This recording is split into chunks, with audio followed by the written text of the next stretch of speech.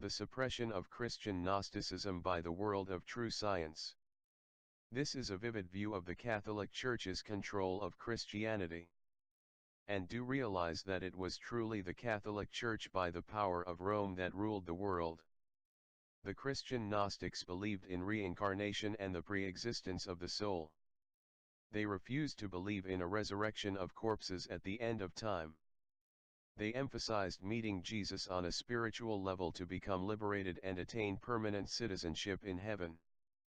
The Church of Rome of the 2nd century AD, on the other hand, declared that those who deny a last-day resurrection of corpses are heretics. Many Christian Gnostics regarded themselves as part of the organized body of Christians of the early Church.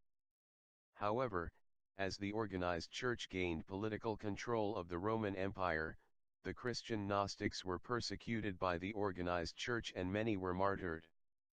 The Christian Gnostic tradition is one of many branches of early Christianity labeled as heretical by the early Church Fathers. The Gnostic influences and writings were cut out of official Church doctrines as heresy. Because of their suspected Christian Gnostic origins, the Gospel of John and the Book of Revelation was almost rejected from the New Testament. Nevertheless, the organized Church succeeded in hiding its Christian Gnostic doctrines. It is not surprising that the Orthodox Church bishops edited out the practical spiritual knowledge which was once an integral part of Christianity and was known and practiced by the Apostle Paul.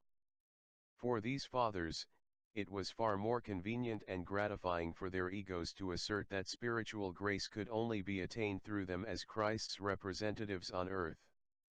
To control the masses, the political organization of the Church declared that salvation was attained only through the Church rituals and through the priesthood. Salvation through a personal mystical experience with Christ apart from the organized Church was cast away. In a move that is very likely to have met with the disapproval of Christ himself, the worldly political aspirations of a few priests won out over the spiritual enlightenment of the many.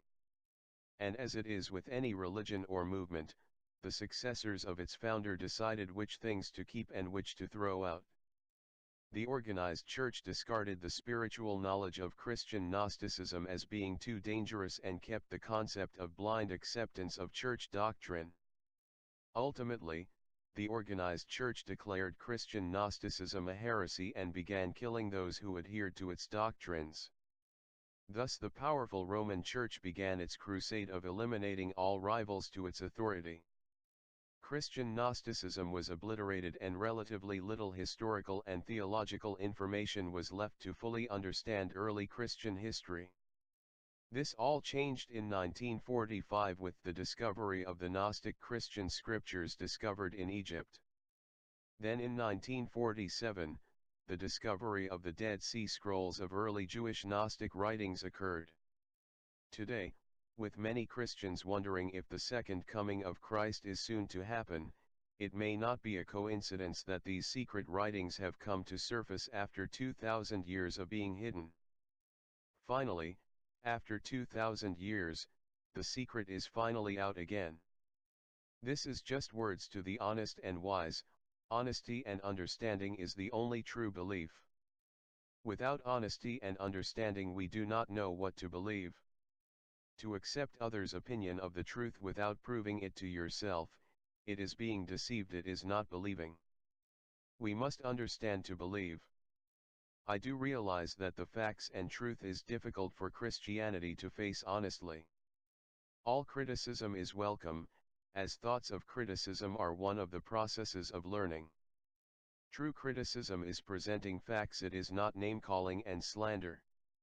Until next time, sweet dreams. Truth will solve all our problems before we create them, and ignore or reject the truth, problems will multiply all by themselves, those problems will need no help. Have a great and a meaningful life, if it is at all possible. Just whispers, of the ghost of reality.